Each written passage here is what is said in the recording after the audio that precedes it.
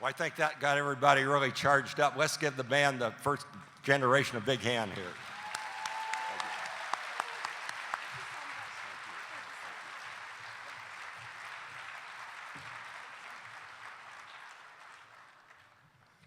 Well, let me start off by saying howdy. I'm Walt Buchannan, president of ASEE, and it's a real honor to be here today. And I'm really happy to welcome each of you to our 2013 ASEE Annual Conference here in wonderful Atlanta, Georgia. I'm happy to stand before you this day, our 120th anniversary. That's a long time, isn't it?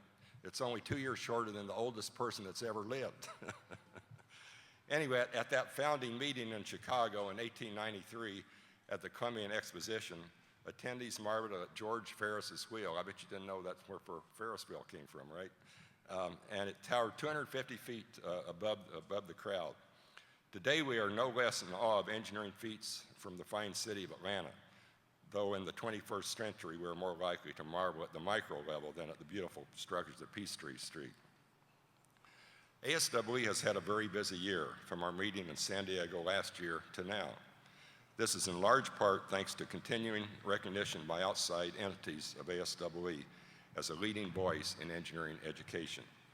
It is also because staff at ASEE headquarters continues to look at the future, anticipating changes in the landscape, judging where the society can have the biggest impact, recognizing and engaging important partners, and most importantly, understanding what is most relevant and beneficial to you, the membership. One example of this focus on new opportunities is working with a unique constituency as part of our outreach and engagement, returning veterans.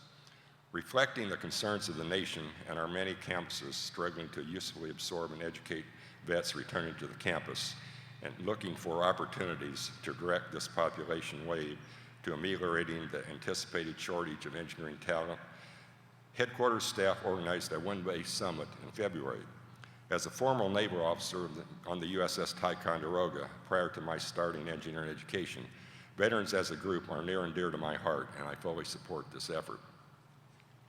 This event was intended to build consensus on the best strategies for building awareness of engineering and engineering technology careers among service members, pathways to enter these careers, defining and propagating the characteristics of academic environments supportive of such fields by service members, and providing seamless administration support to service members and their dependents by government agencies and academic offices. Funded by NSF, the workshop was a success, and the final report was recently published. In order to respond to the increasing interest among our members in responding more vigorously to opportunities to actively engage a wide variety of constituencies, K-12 teachers and students, underrepresented populations, community college faculty, and the like, ASEE headquarters added Ashok Agarwal, longtime ASEE member and former vice president for academic affairs at St. Louis Community College, as director of outreach and engagement. Dr. Agarwal will also work to significantly strengthen ASEE's relationship in the community college sector, which I think we all agree is very important. Keeping an eye on technologies that are impacting engineering now and in the near future, our annual Engineering Dean's Public Policy meeting in February focused on advancing manufacturing. ASEE members heard from federal representatives and other speakers on the administration's advanced manufacturing goals, successful public-private partnerships, and the key role that engineering colleges are playing.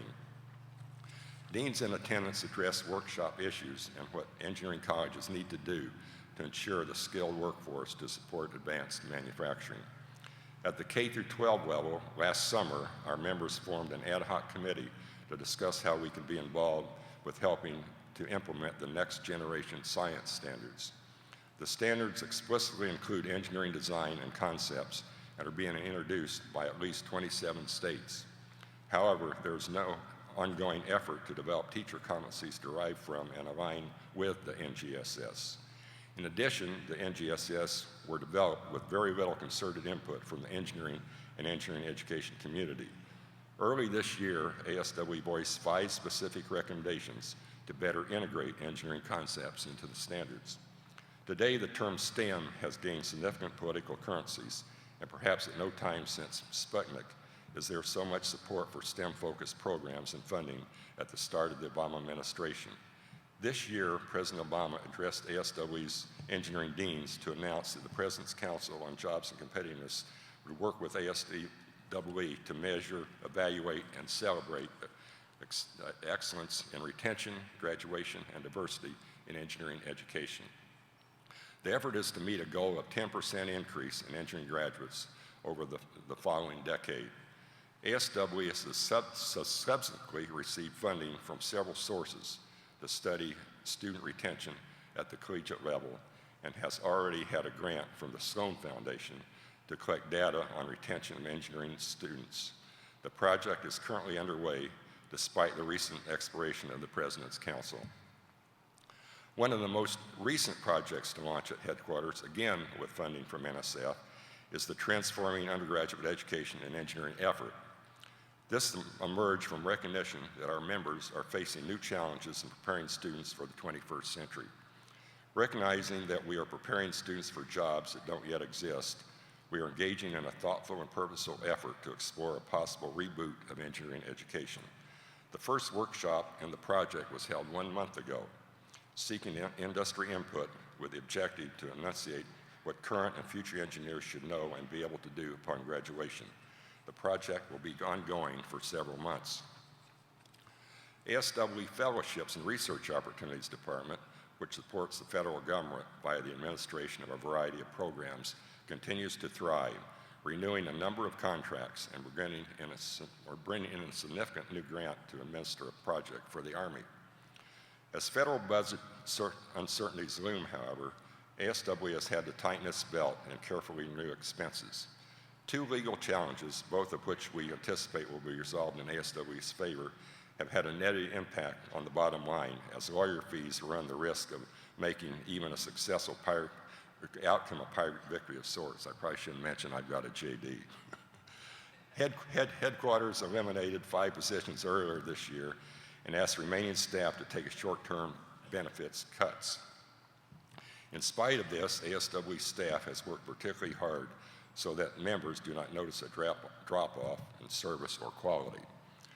Staff realignment in the fall of last year helped streamline communication channels for Executive Director Dr. Norman Fortenberry, creating 5 managing director direct reports under him and creating 5 topical sectors. In addition, Edward Lugo has been added as our new CFO just 1 month ago, and he has brought a fresh set of eyes to ASWE's finances, allowing the budget to become a more effective tool for planning and financial guidance. The organization remains strong and relevant, with membership levels healthy and our activities vigorous and outgoing. Lastly, it is with bittersweet emotions that I must recognize an ASWE staff member with whom many of you have come to know. Managing Director of Member Services and Membership Director Dwight Wardell has announced his retirement from ASWE after serving you for 13 years. This is supposed to bring up Dwight's picture. There we go. Yeah.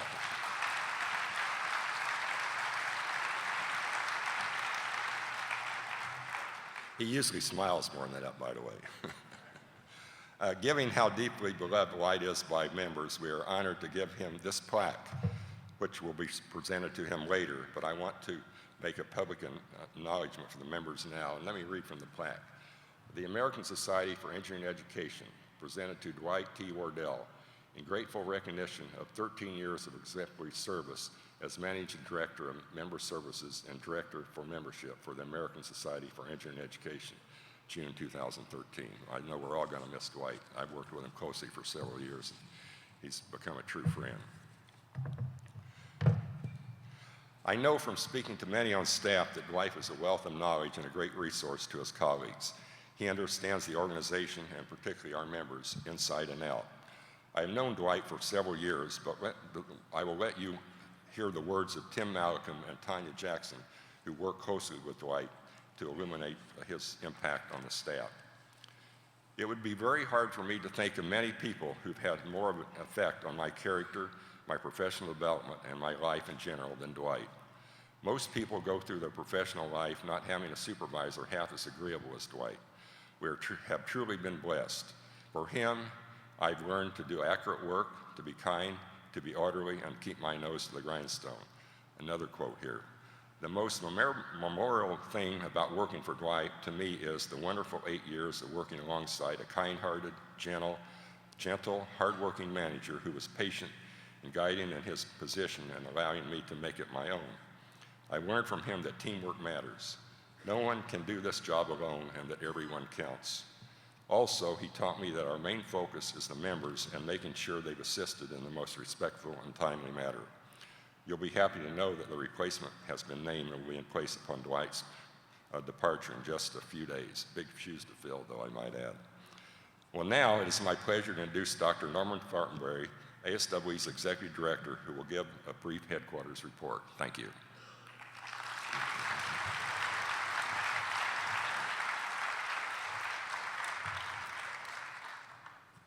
Thank you, Walt, and good morning.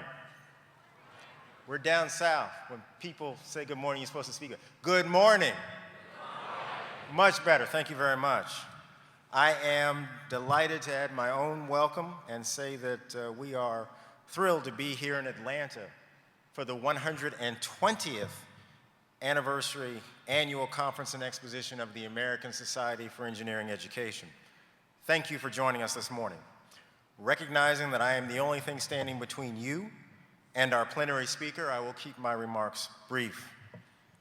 I want to show, okay, we'll skip the title slide.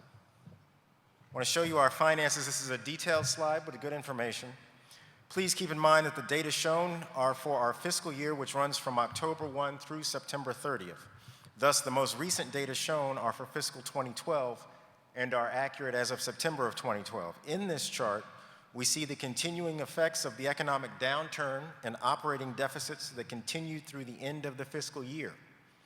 Last year, I had indicated that we would have a much smaller deficit at the end of fiscal 12, and that turned out not to be the case. This was due to unanticipated increases in our healthcare costs, a reduction in fee income, deferred returns on strategic investments, and as Walt mentioned, unanticipated legal expenses.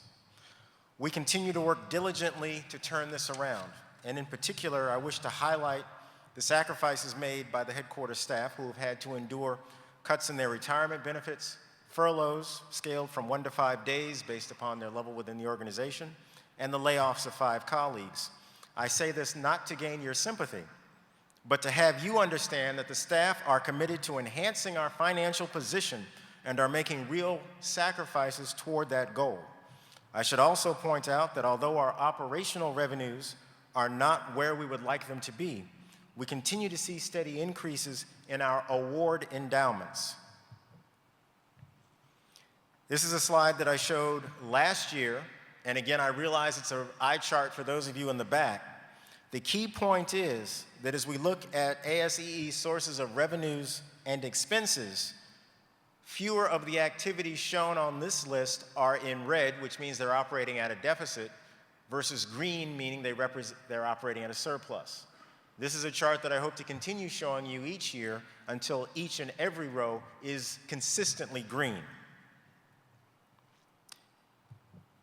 Continuing a trend from last year, we saw a very slight increase in professional memberships from October 2011 to October 2012.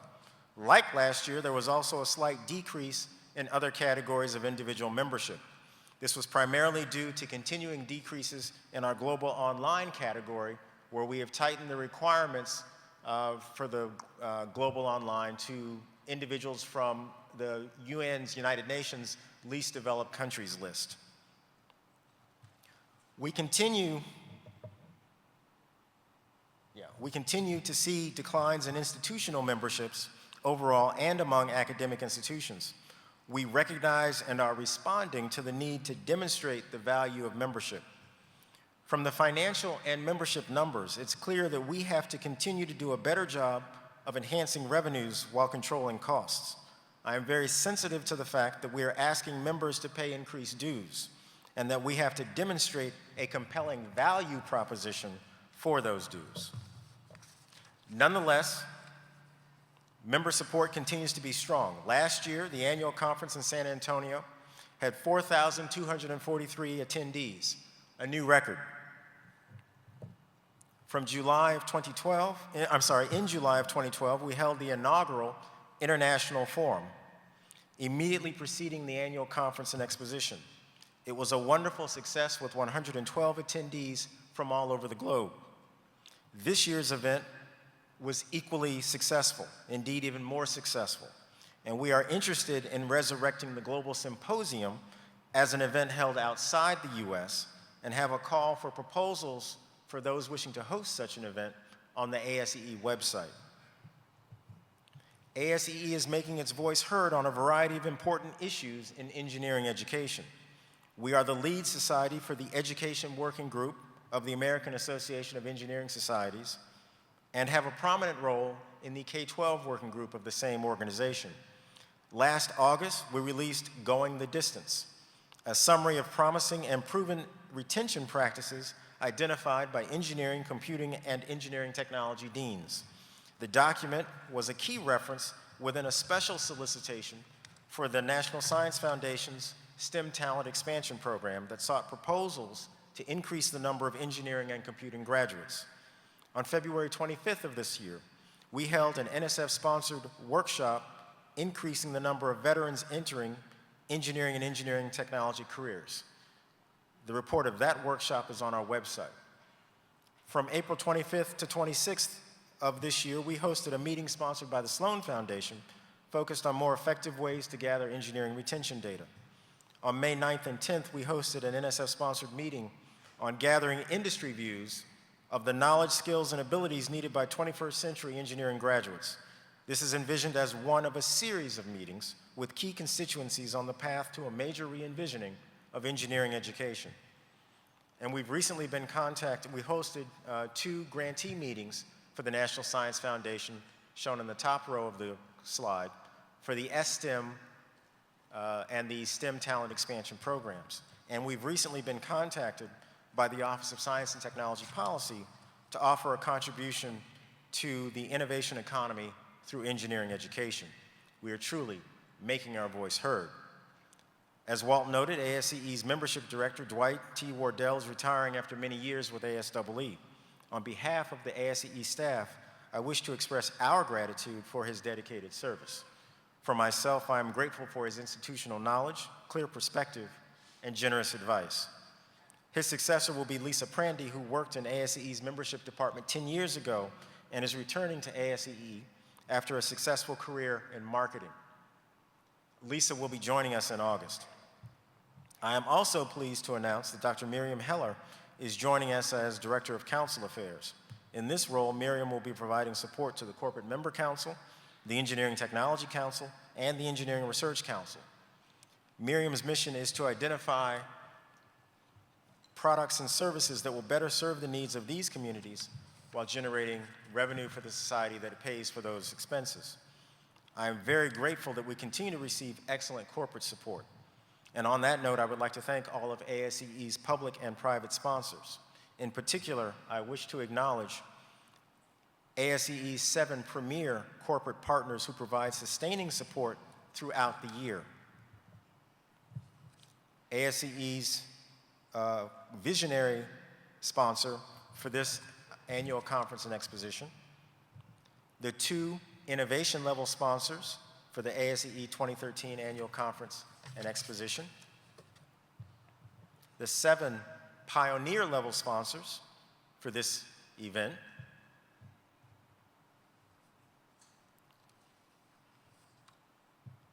the mentor level sponsors, 5, for this event, and the 8 educator level sponsors for this event. I once again commend to your attention the truly outstanding ASEE staff. If you are pleased with what you see and how this or any other ASEE activity operates, take a moment to express thanks to the very hardworking ASEE staff for the wonderful job they do. Of course, if something has perturbed you or otherwise upset you, you can direct your complaints to me. It is now with great pleasure that I introduce our keynote speaker, Dr. Alan Gomez, who is currently the Chief Academic Officer for the STEM Academy.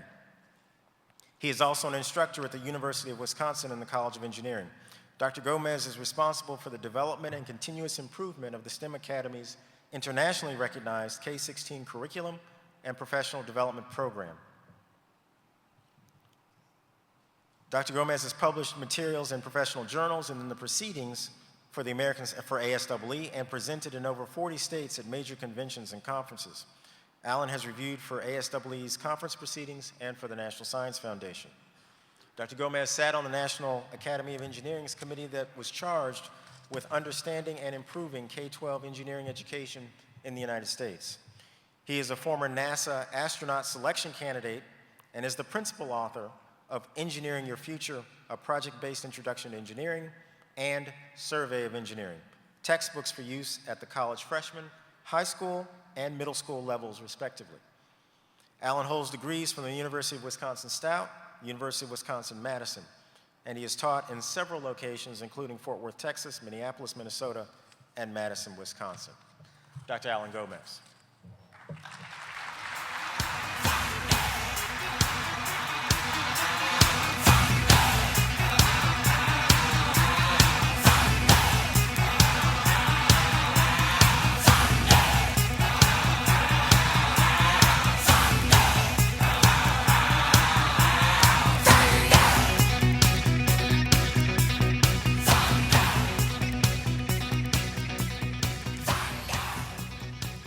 I don't know if I'll be as inspiring as the band.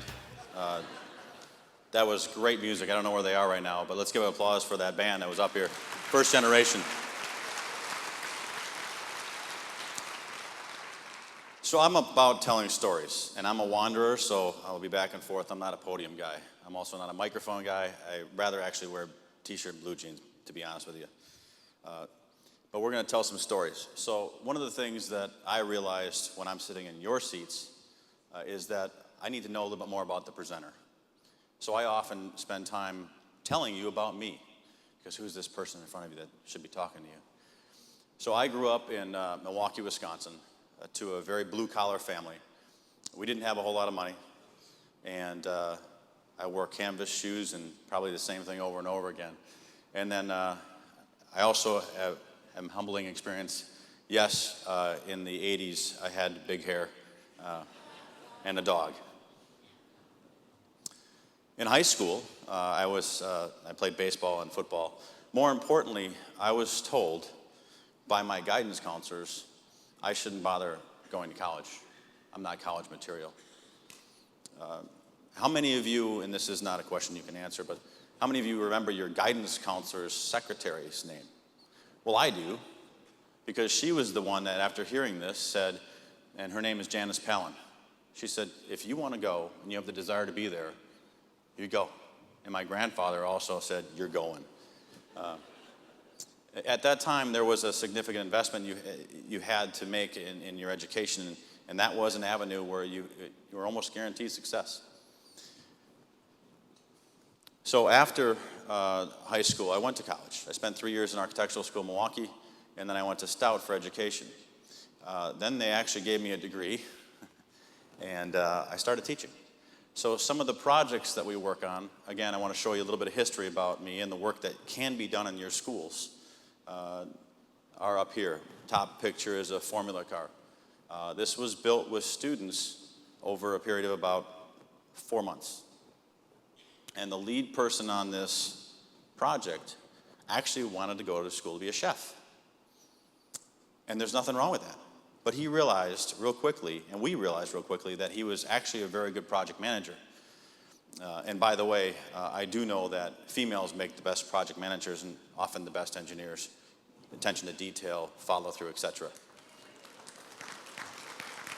That was unanticipated, though. That's not to take away from the male species. We actually do some nice work as well. The bottom vehicle, 800 miles to gallon. There's no cup holders in it, though.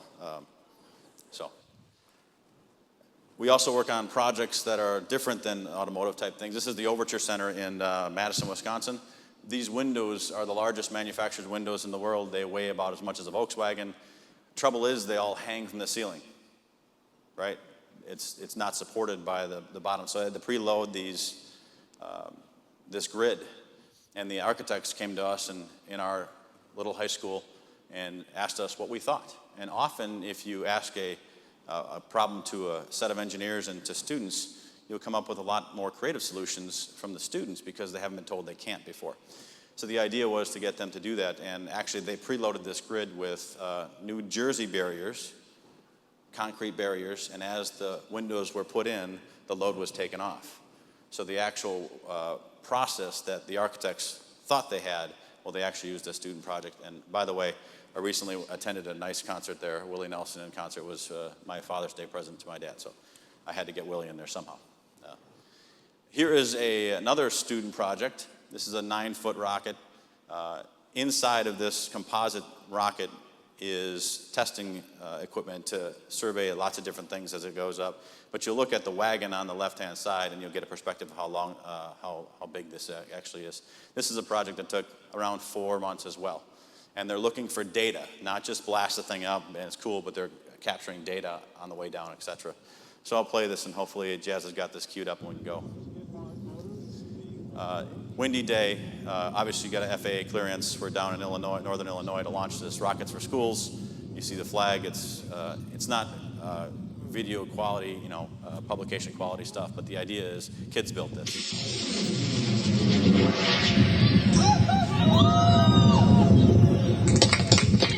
And obviously, you hear the excitement, and you have the kids, and this is what it's all about, right?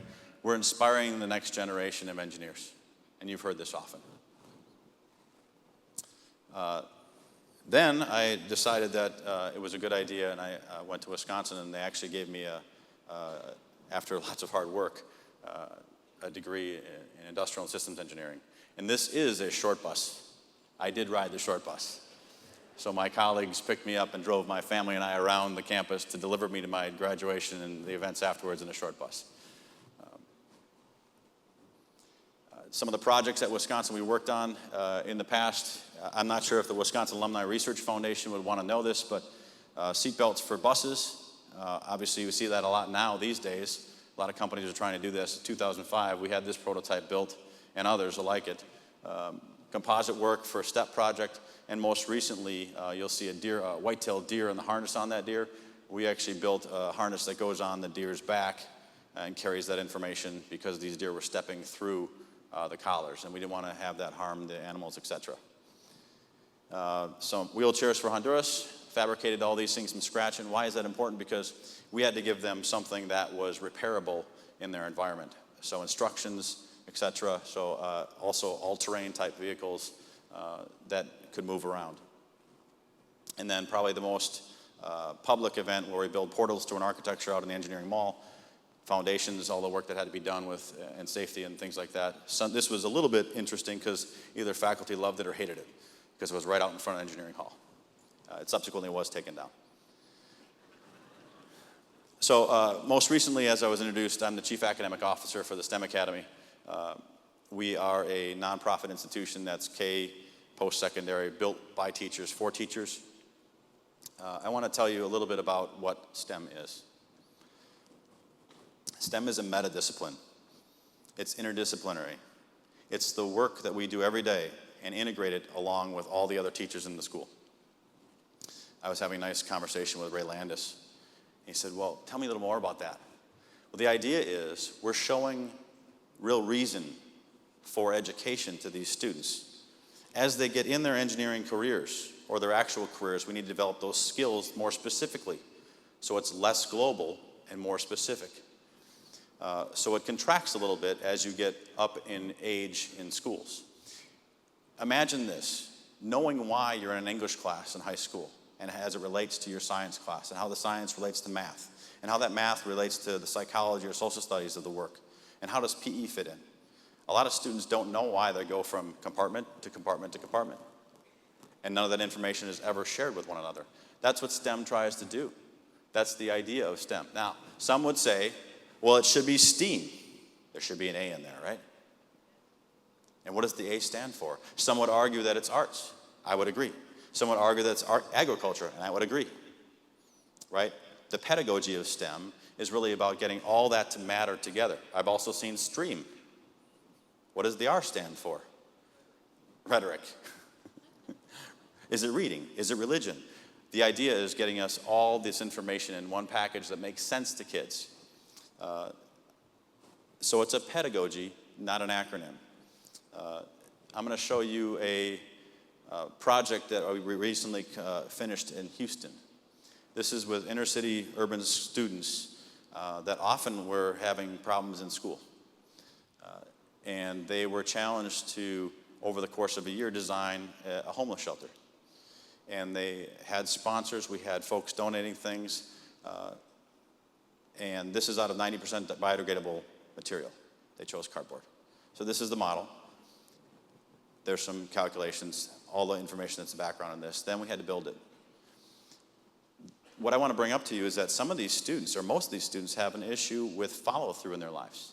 There's not a whole lot of things that get finished. At the beginning of the year, they knew that this project was going on, but they didn't really expect to finish it. So when it came time to actually build one of the 30 some odd designs that were there, this was about 130 or 140 students. We actually built it.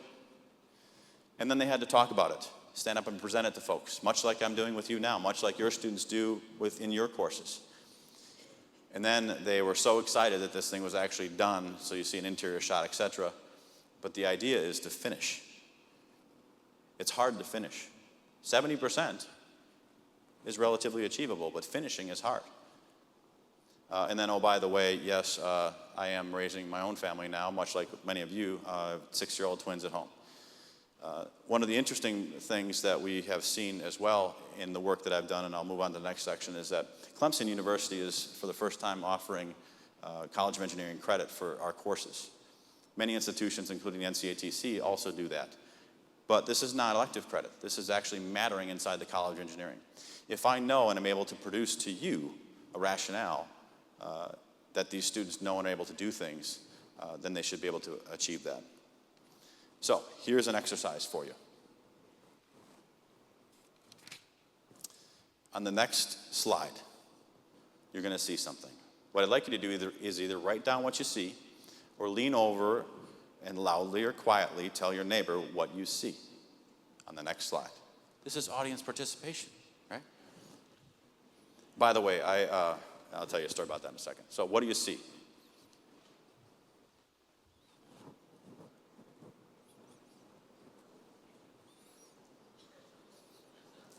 Okay, so what's the answer, right? Well, actually what you see is the light at the end of the tunnel.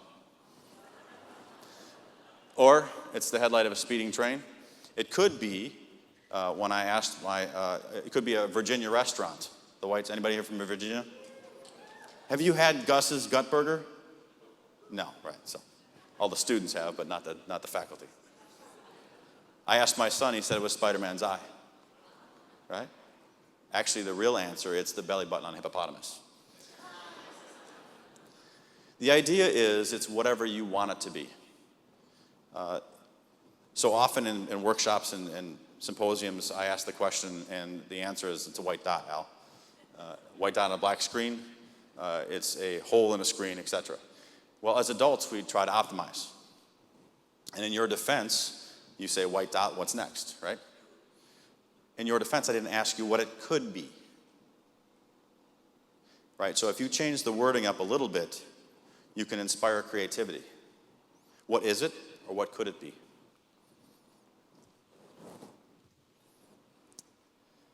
So that exercise was talking about creativity and innovation. That was done unscientifically with elementary school students and high school students. And they went and asked elementary school students and said, what do you see? And they had all these crazy ideas like a dot on a gecko or a top of an eraser, et cetera. That's the moon and the stars. And then they went to high schools and asked the same question. You know what the answer was? White dot. Right about 3rd grade is where students figure it out. Teachers are looking for answers.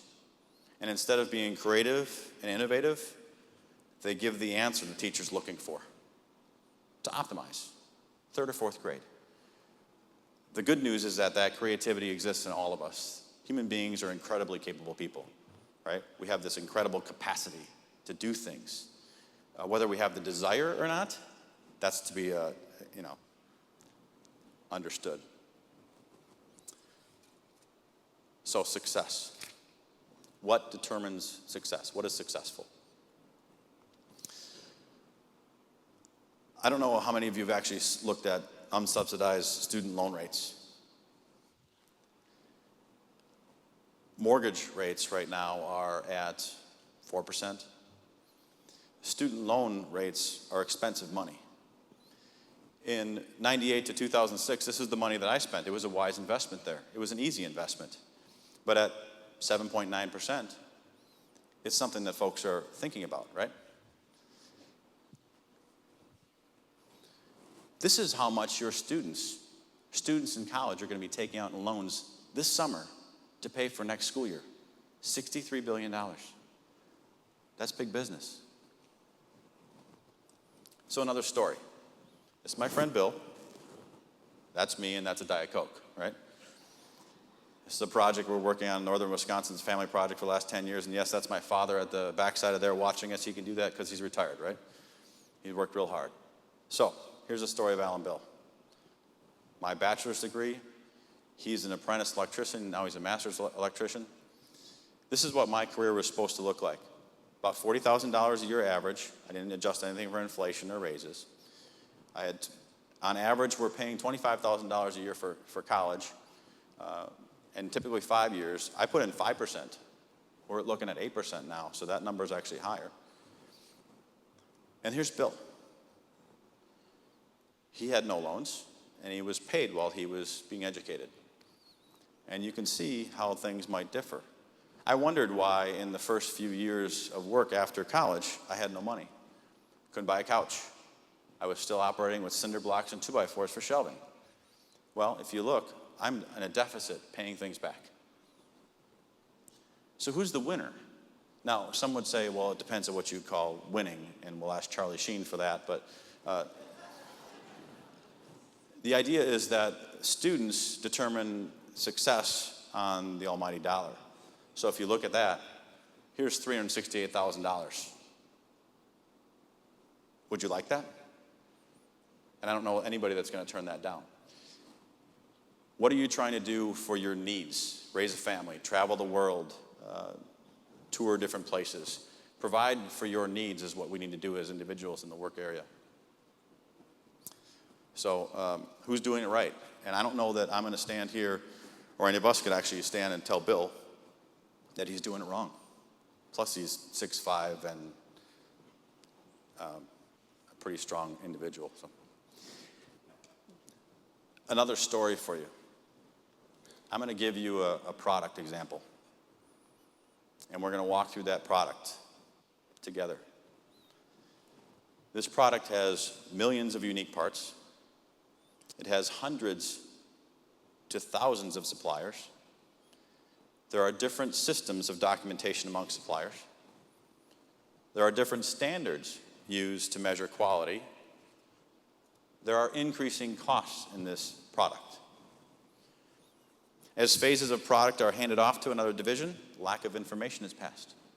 History and details of work are scarce. Metrics do not match one another. Goals of divisions are different, and work is often repeated or missed entirely. Technology is rarely used to document details. Often parts are misplaced or lost.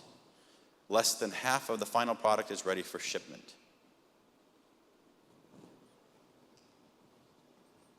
Sounds like a lot of consulting work, right? This fictitious product is our education system. The product at the end could be much better optimized, meaning who's feeding you? I'd like to introduce a term today. Let's introduce a term to each other today. We talk about concurrent engineering. Let's talk about concurrent education. Let's talk about elementary schools that actually talk and work with middle schools, that actually talk and work with high schools, that actually scale into military possibilities, all branches of military. Apprenticeships is also part of educating our students and the ability for us to do work. And universities, including two-year universities, technical colleges, and community colleges. Often we pass grades ahead, and many of you have asked, well, what did you have for a grade in physics? And they said, I got a B+. What does that tell you? Nothing if you don't know the metrics that were used inside of the previous institution. We don't pass along what a student knows and is able to do, right?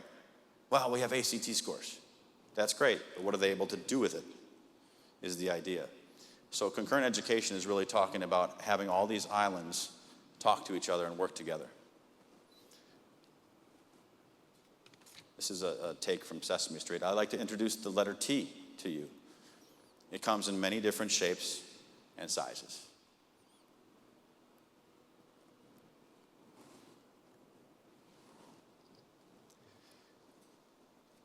In places I go to, schools I work with, these folks spend more time and energy saying we can't do that and defending that position than actually working towards a goal that's needed by those who are asking them to do things. Pages and pages and hours and phone calls defending we can't do that. When one little letter can make a whole difference in things. Just like that white dot, you might be able to take that one letter out of what you do and provide that effort towards helping students, towards helping organizations, towards helping build communities. That's the idea. Because these folks are the ones that are going to be serving you in your communities. If we don't educate these kids now, they're the ones that are going to go out into your communities and serve you. They're the ones that are going to read your ashtrays, plumb your houses, right? Fix the electricity on the streets so that the lights work. When the lights go out on your house, these are the folks that are actually putting them back on. So either you teach them now or pay for it later.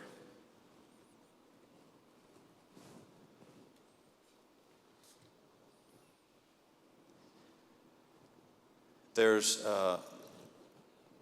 also an important piece here. It's the 6-year shift.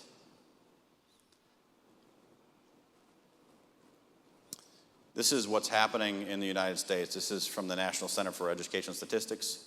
The hatched and white states or clear states are suffering a decline in high school graduates. This is 2007-8 through 2020-21.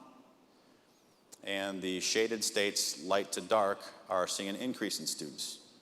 This is a reality. So if you're in Texas, you're seeing an increase of 15% or more.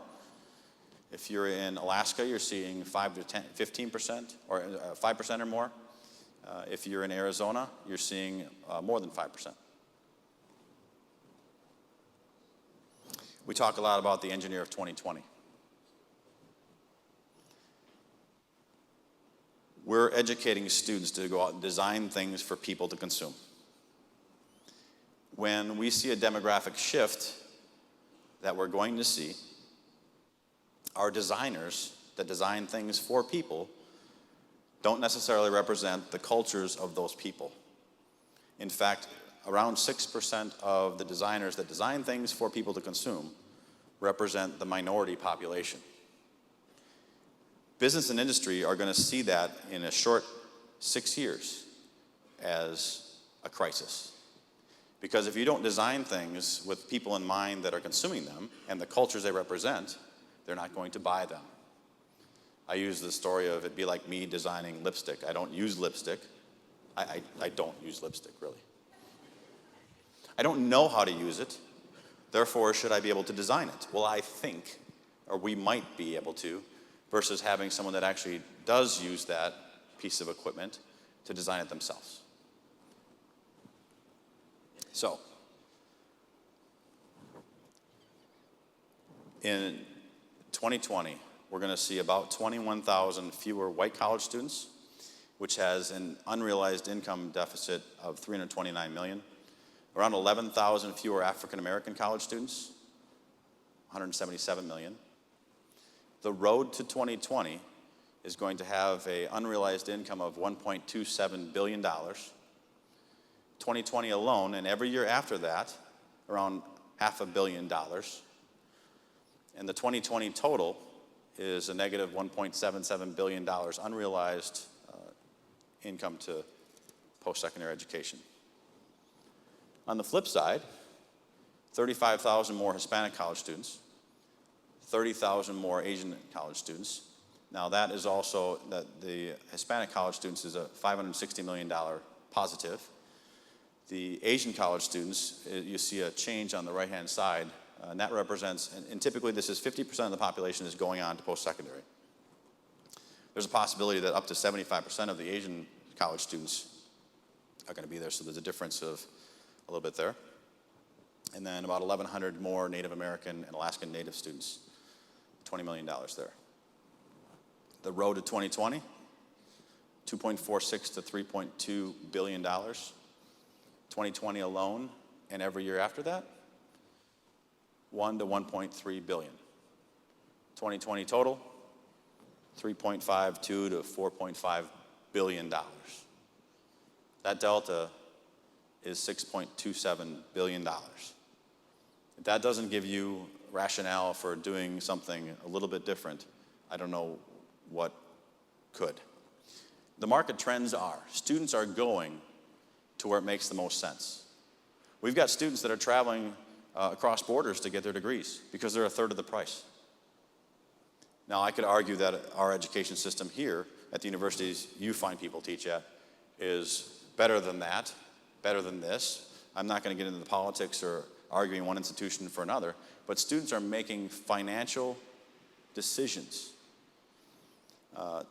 Higher education can no longer be a holding tank for them to figure it out. They're getting that. I'm going to go to university because I'll figure it out there. If you're going to invest $125,000 at 7 or 8%, you better know where you're going and see something at the end of the rainbow.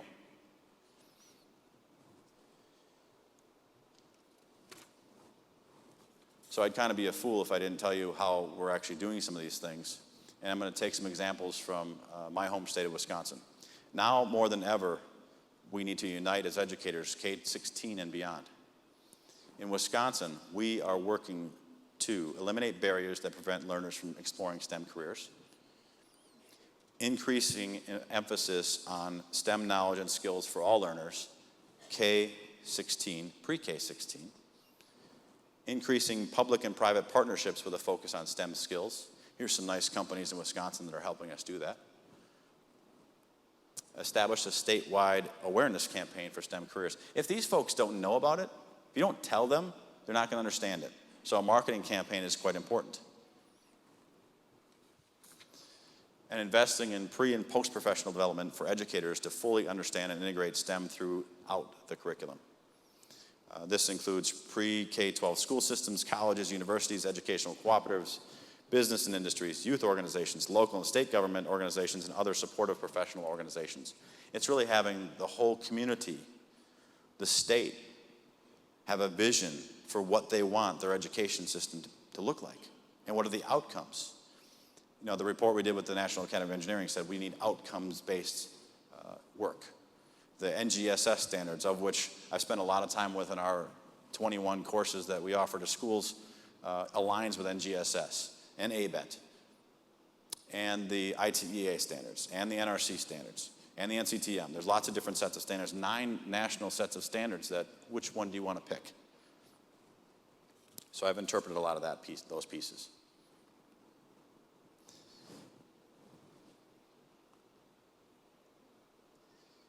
Mediocrity is often the goal of some, and it suffocates innovation.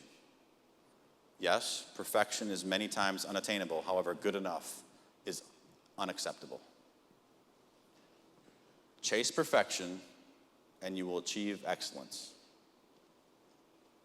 Now, not while we're sitting here, but if anyone can tell me where that quote came from afterwards, I have a nice little prize for you. Chase perfection, and you will achieve excellence. Not now. Of course, you're going to get out your smartphones. Are you smart?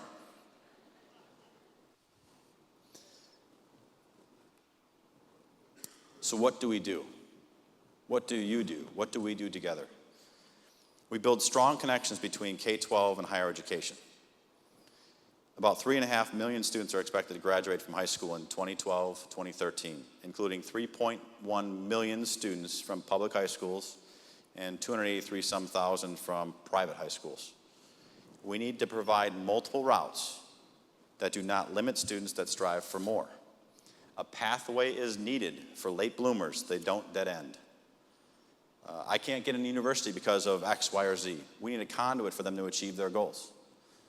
You know, back when I was the student that was not supposed to go to college, it was, interestingly, not too hard to get my way into the system because I realized at that time it was important. Often we have folks in their senior year of high school that go, oh, I get it, I understand, now I got to do this. But their ACT scores aren't there, their GPAs aren't there, their history is that of an unsuccessful student, and you're banking on successful students getting through the program. Retention rates, right? That's important to all of you. But this kid understands that it's time to work hard, and they want to achieve their goals. So how do we provide a pathway, a lateral pathway, a horizontal pathway that then allows them to climb the vertical ladder to then see you folks as the end of their education system or the beginning of their lives? We need to build strong connections amongst engineering and engineering technology institutions. 2- and 4-year schools need to talk to each other. Here's what I see in the state of Wisconsin. These are the public institutions that are engineering degree granting. Wisconsin, Marquette, Platteville, UW-Milwaukee, and UW-Stout. These are the 2-year institutions in Wisconsin that offer engineering technology degrees, etc.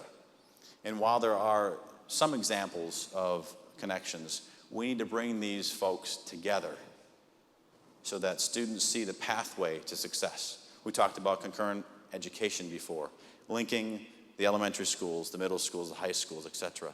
Same idea. We're seeing a deficit in students in some areas. This is business for you folks, FTEs, etc. We need to show them a way to achieve their goals. We also need to build institutions that embrace underrepresented populations.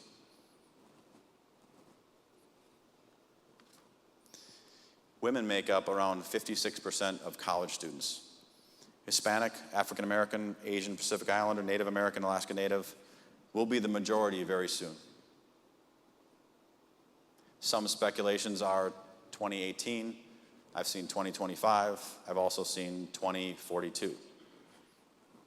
An interesting statistic, though, is that 50.1% of babies born in the year 2011 for the past 12 months were in the minority group. Asian American, African American, Hispanic, etc. 50.1% of babies born up to July of 2011 in that 12-month period preceding that. It is impossible to foretell, definitely, just what civilization will be 20 years from now. Hence, it is impossible to prepare the child for any precise set of conditions. To prepare them for the future life means to give them command of themselves. It means to train them so that they will have full and ready use of all their capacities, that their eyes and ears and hands may be tools ready to command, that their judgments may be capable of grasping the conditions under which they have to work, and their executive forces be trained to act economically and efficiently.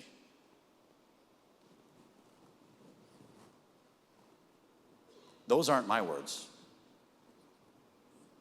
116 years ago, John Dewey coined that phrase. It is very appropriate that we follow that message 116 years later.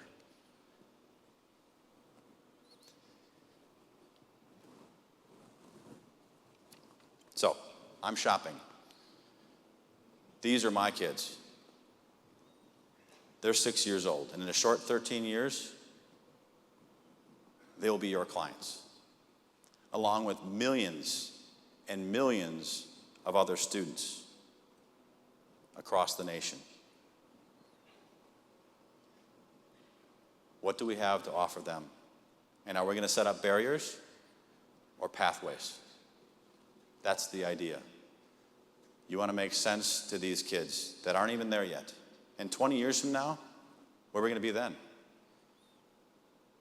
needs to be affordable and flexible. That's the message. So we need pathways, not barriers, and we have lots of work to do. So thank you very much for your time. I believe we're going to start the moderation session right now.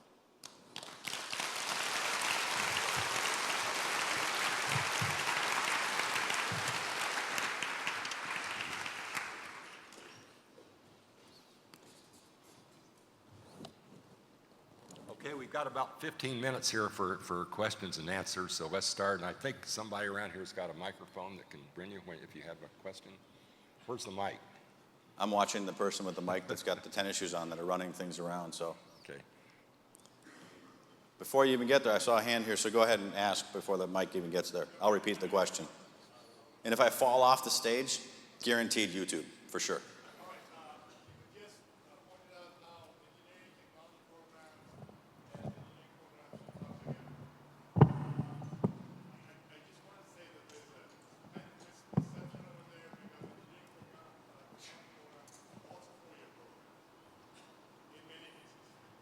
Right, so the correction there was that many cases engineering technology programs are also four-year programs. The technical colleges and community colleges, the message really is that we need engineering and engineering technologists to work together. They're all going to end up in the workforce, right? They're going to have to talk to each other there. So we need to talk to each other now. They may be engineering technology programs that are four-year, but those institutions still need to talk to folks that are in the theoretical point of view as well, so that when they work together beyond their matriculation, they're successful there as well. Thank you. Yes, we have a question. There's a mic actually in the aisle right now too. Go ahead.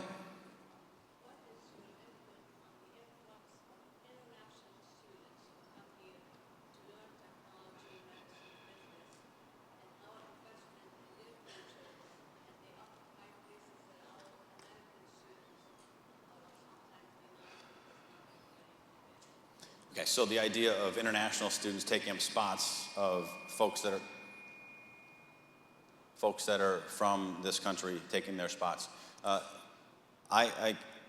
There could be political reasons for that. There could be otherwise, but the idea is we're offering a service to kids, to all kids, and we have to have multiple pathways. So if they're denied a spot, there should be other places for them to go.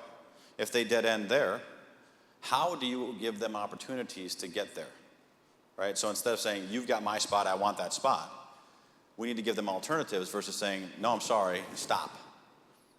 We need to have alternative pathways. You know, my grandfather taught me that the tree has many branches and there's many ways at the top. So there's different avenues to get there, right?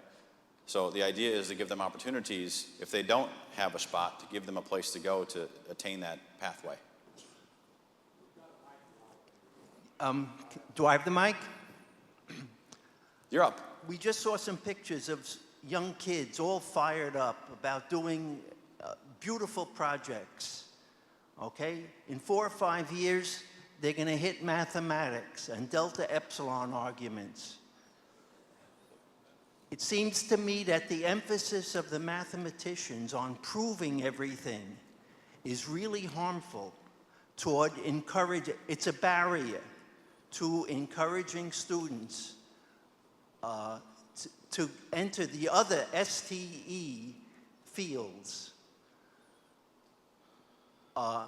It seems to me that we have to talk to the mathematicians and tell them, soften things up, do things better, make it easier.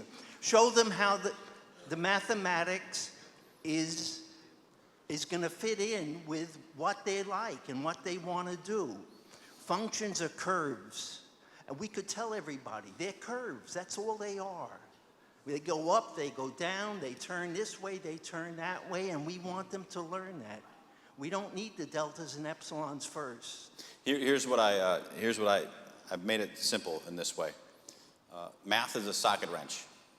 And my colleague, Chris Strozak, would say, it's actually a ratchet is the tool. But many times we teach math to kids as poetry. They don't see math as poetry. I had a nice young teacher in Oregon Oregon, any from Oregon, not Oregon, I've been many times corrected, He said, I don't get it. Why don't these kids get it? I said, you're trying to teach them poetry. They need to see math as a tool to achieve something. My son is 6.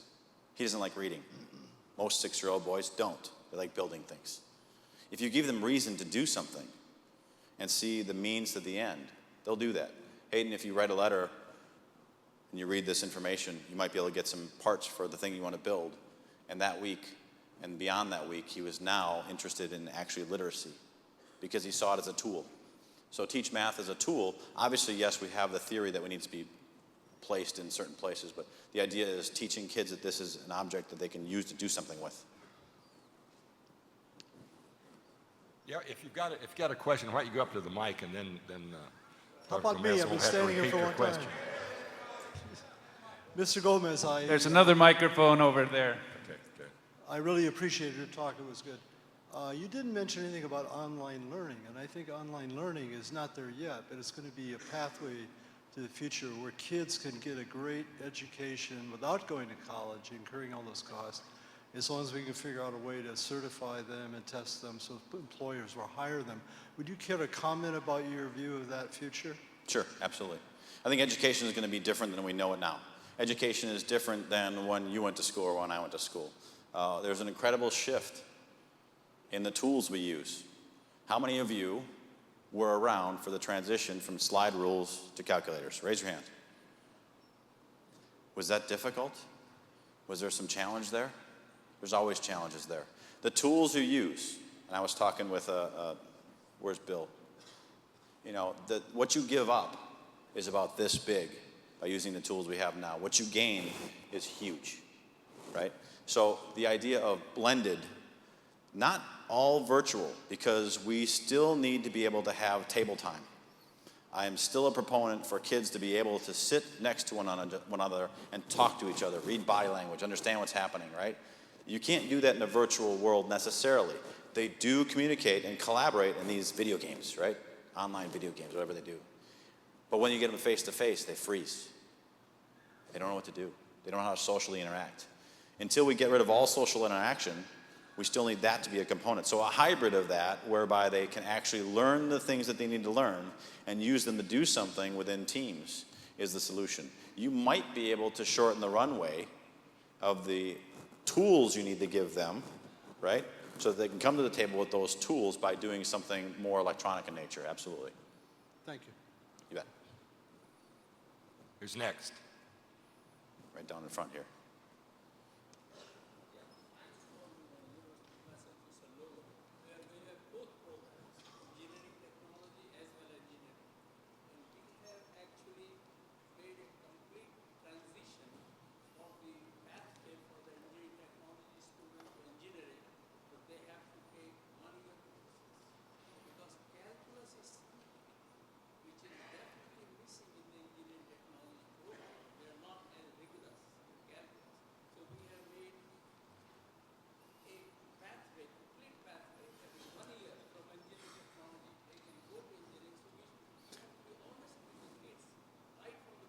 Right, being honest with the kids from the beginning.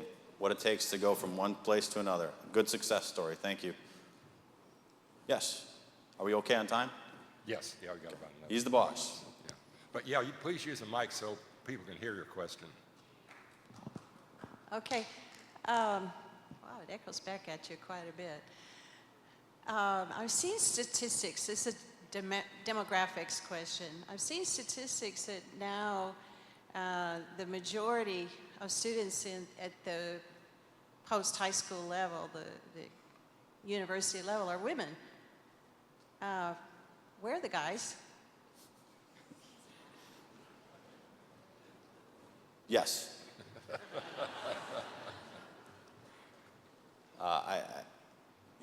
We are people, females want to understand why it makes a difference. And they want their work to be culminating and have a rationale for the work that needs to be done. And see that these things are done in a way so that it gets them to this place. In large capacity, guys want to do stuff. I don't know that the male species sees that 4 or 5 years as a wise investment. I know some students that are out of college that are not buying houses. it's not a good investment, or it hasn't been. Market's coming back right now. Maybe they see it as not a wise investment at 8%. You know, is Bill wrong? Was Bill wrong to go and be an apprentice electrician and earn $70,000, $80,000 right now? We've got kids that are coming out of Lexington One School District that are getting $60,000 a year jobs with Michelin because of the work that they learned and the work that we've taught them inside that school. And then they can transition to Clemson as well. The idea is they see a more immediate need, and maybe that's where they're at. Maybe they're in apprenticeships. Maybe they're over here doing these things while the female demographic sees this as a longer-term investment, return on investment. That's my thought. Yeah, next question. You've talked a lot about getting the students excited. How do we re-educate the teachers to get excited? You know, one of the, I talk about what makes a great teacher in some workshops, and there are a few different things that we know that goes into great teaching. Rapport with students, knowledge of subject, and excitement. And the recommendation for how do you teach excitement? That's difficult to do, right? The number one way to get excited about teaching is to go away from it. Take a vacation, right? Spend some time reflecting and then get back to it. So that's the number one way, is get away from it. The other piece is we have lots of different things as teachers that we have to do that aren't teaching. Part of the work that I do is try to shorten that runway and give them all the resources they need: correlation to standards, lesson plans, marketing work, assessments, etc. So they don't have to be statisticians and assessment experts and writers. So they can be rock star teachers, right? You're on. You are on from day one. They're at the concert with you, right? We talk about online learning. These kids want the concert. They want to come see you. They want to be excited and inspired. But you're on now. And you're on till you walk off that stage. And sometimes that's 8 hours a day with a 28-minute lunch and 5 minutes to go find a restroom. Now, maybe not at university, but the idea is it's hard. Go away from it. Be inspired. Rapport with students, knowledge of subject, and excitement. That's a meta-analysis of all the work that's out there that looks at great teaching. Yes, sir. We will come as an educator and meet you half the way. We will create the pathway for people or kids to grow up and become professional. But we don't want to create an isolated case and fall behind the international or global economies or as a whole world. Have you studied of what they do in the advanced economy or advanced education in other countries? Because if you're bringing the level of education down to create pathway, then you don't want to fall behind from other countries. I would agree. Absolutely. There are lots of different examples that we can utilize. Part of the system that we operate in with right now is it's going to take a movement.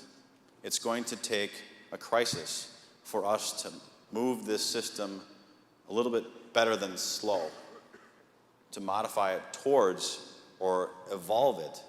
I like to use the term evolution because I don't want to forget where we've been to know where we're going. Everybody says change, change, change, but that freaks everyone out.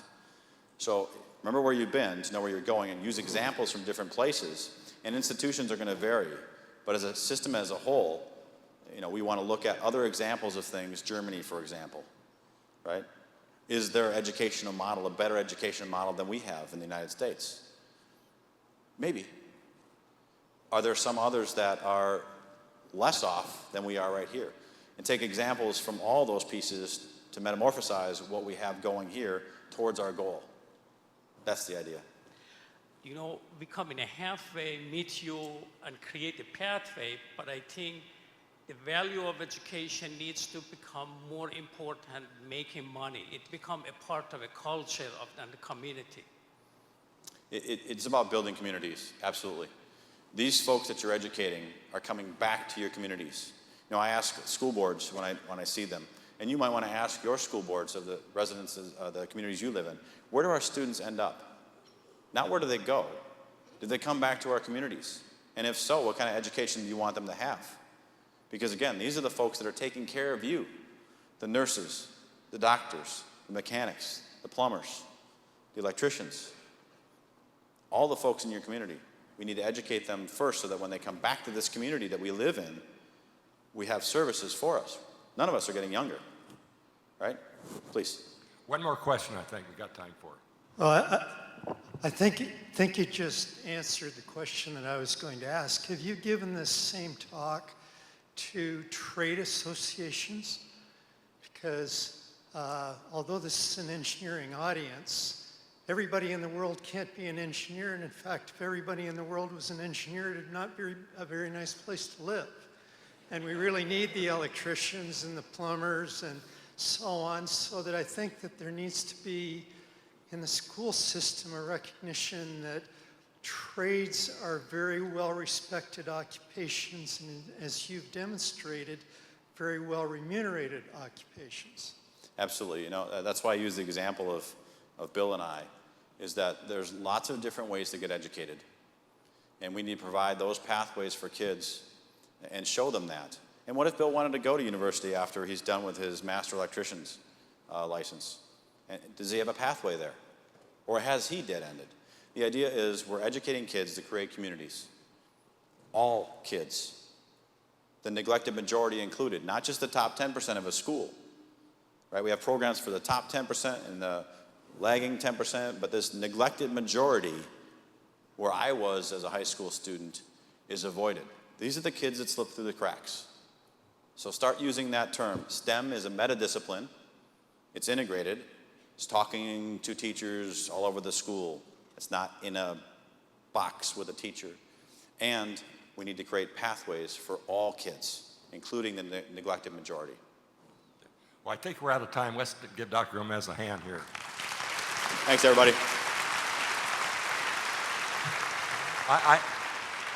I'm sure he'd be willing to ask questions if you wanted, or answer questions. You want to come up here now after everybody's starting to head out. But I want to invite everybody now to the exhibit area. We're going to have a brunch where you can get free food and see a lot of the good exhibits. So enjoy the rest of your day. Thank you very much.